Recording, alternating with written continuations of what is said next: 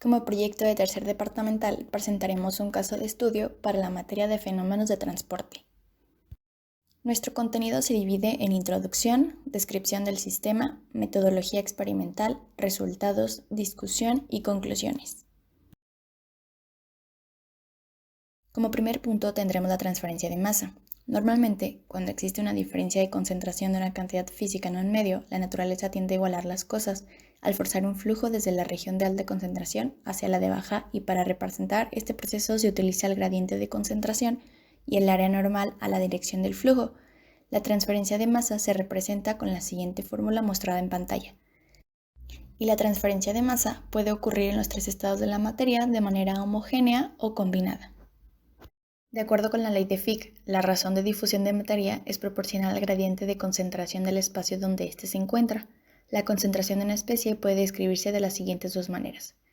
Base másica se define por la masa por unidad de volumen o densidad.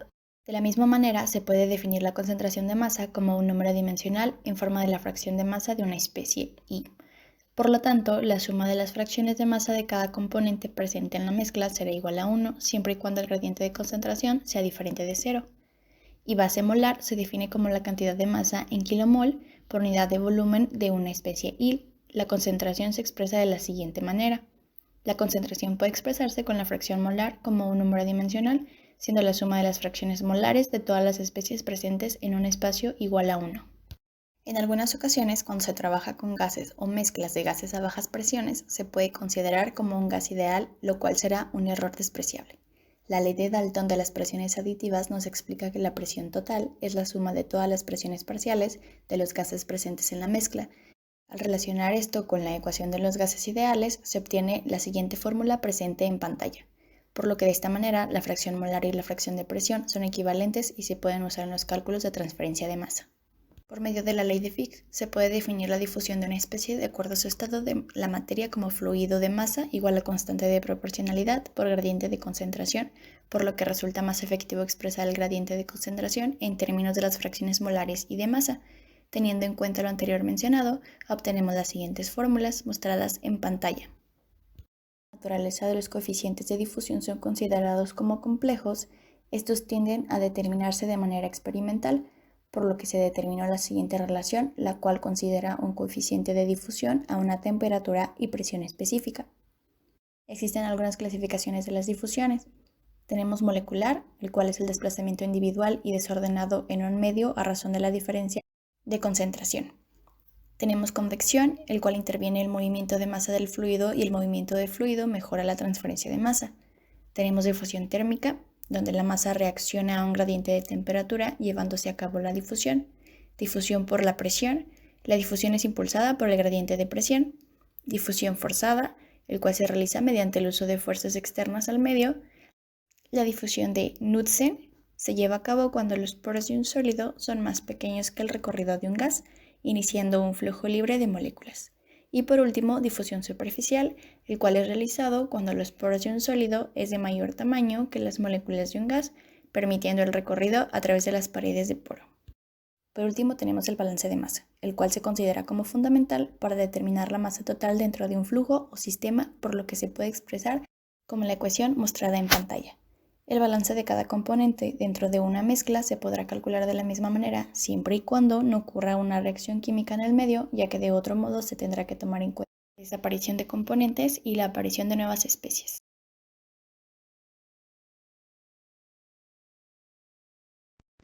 En el siguiente apartado describiremos el problema el cual estaremos trabajando.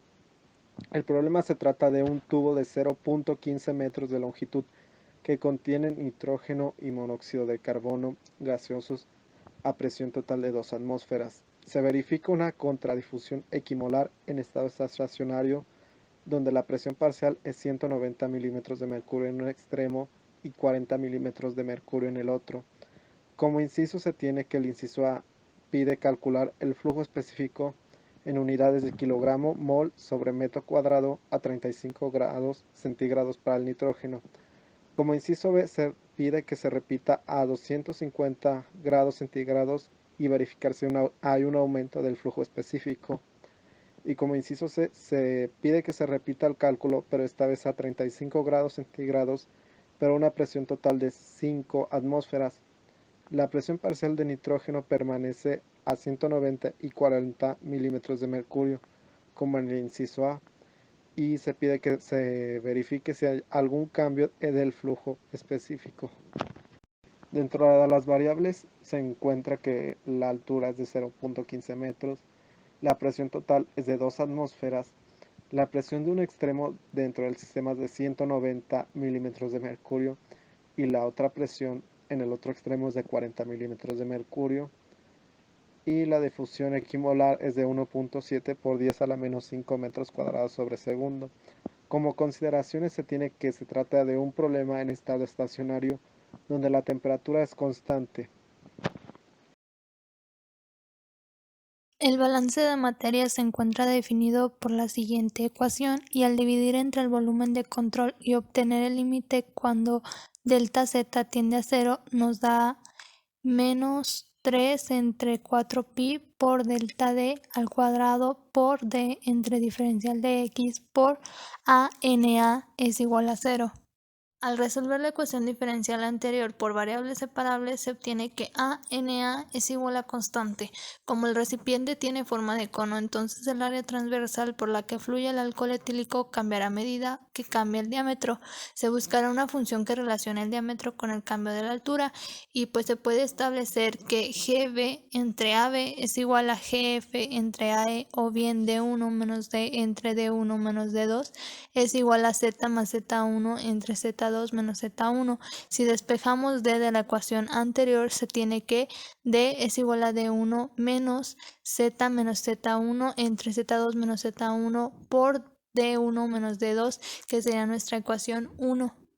Viéndolo de otra forma, D varía linealmente con Z, por lo tanto a partir de la ecuación de la línea recta D es igual a Z más B, donde A y B son constantes, se obtiene a partir de las condiciones para Z igual a Z1, D igual a D1 y para Z igual a Z2, D igual a D2. Supongamos que ha transcurrido suficiente tiempo para que se haya establecido el estado estable, ya que las concentraciones Z igual a Z1 y Z igual a Z2 permanecen constantes con el tiempo. Si WA es la velocidad de transporte del vapor de alcohol etílico componente A en la dirección Z en moles por unidad de tiempo, WA es igual a NA, donde A es el área perpendicular a la dirección del flujo y Z varía con la posición en forma opuesta como lo hace NA, pues WA es constante en estado estable.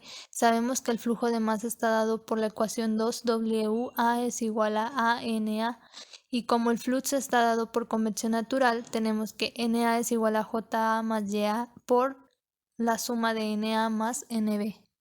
Habrá difusión unidireccional, pues B es insoluble en A, o sea NB es igual a 0 de acuerdo con la ley de Fick. En términos de presiones tenemos JA es igual a menos DAB por DCA entre DZ. Ahora bien, de acuerdo con la ley de Dalton, YA es igual a PA entre P.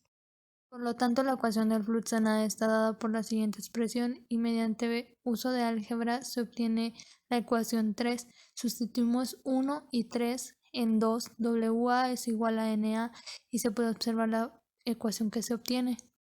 Al resolver la ecuación por variables separables y utilizando las siguientes condiciones de frontera, 1 es igual a Z igual a 0, PA es igual a PAS, 2, Z es igual a Z2, PA es igual a 0, se obtiene la integral que se muestra en la parte inferior.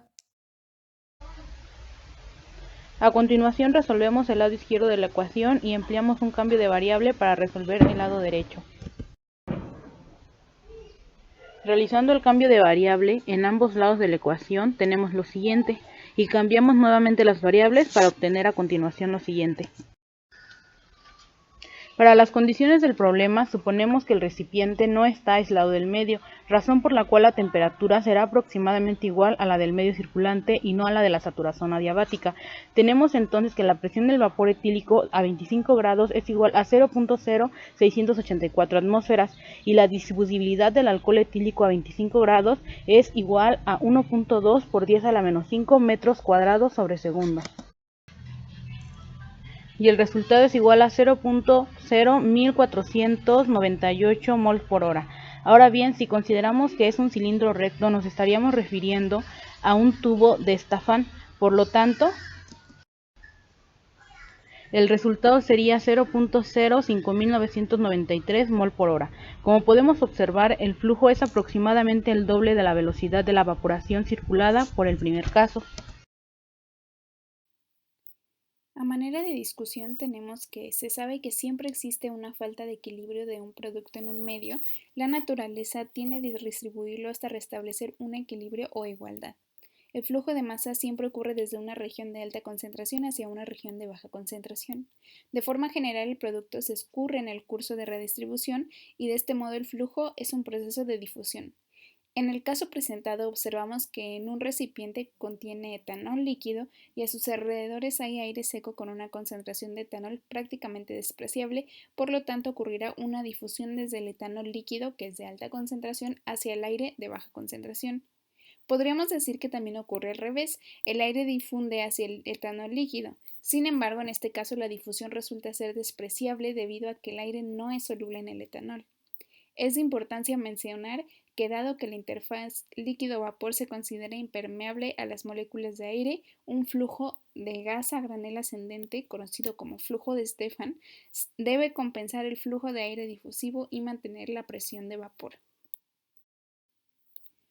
Como se puede observar, para la resolución del problema planteado se resuelve como si se tratara de un flujo de Stefan, puesto que hay una evaporación en el ambiente del aire tratándose de una convección natural. El flujo de Stefan se distingue por los flujos convectivos forzados y libres que resultan de gradientes en la presión y temperatura respectivamente. Como se pudo observar en el problema, se aprecia que no hay un cambio de presión ni temperatura en el sistema, razón por la cual se considera como flujo natural. Ahora bien, con respecto a la difusión en los sistemas con área transversal constante y variable, pudo observarse una gran diferencia en los flujos de transferencia de masa obtenidos. Se obtuvo que el flujo en el tanque que terminaba en forma de cilindro recto era aproximadamente el doble del flujo en el tanque que tenía forma de cono. Este resultado es coherente, puesto que de acuerdo con Giannopoulos en 1999, el flujo de masa depende de las medidas del recipiente, así como la forma de este. La transferencia de masa no hubiese sido la misma si, por ejemplo, ahora el etanol se encontrase en un recipiente esférico. Para concluir, tenemos que, mediante el uso de los conocimientos adquiridos en clase, se logró resolver el problema planteado de manera satisfactoria, con la ley de Fick y la ley de Dalton, en la cual se analizó y comparó el flujo de un recipiente que en su parte inferior tiene forma de cono truncado invertido y el flujo de un recipiente en que su parte interior tiene forma de cilindro recto, un tubo de Stefan. Pudimos observar que el cálculo es aproximadamente el doble, ya que el flujo en el recipiente que termina con forma de cono truncado invertido nos dio de 0.01498 mol por hora, mientras que en el recipiente que en su parte inferior tiene forma de cilindro recto es de 0.05993.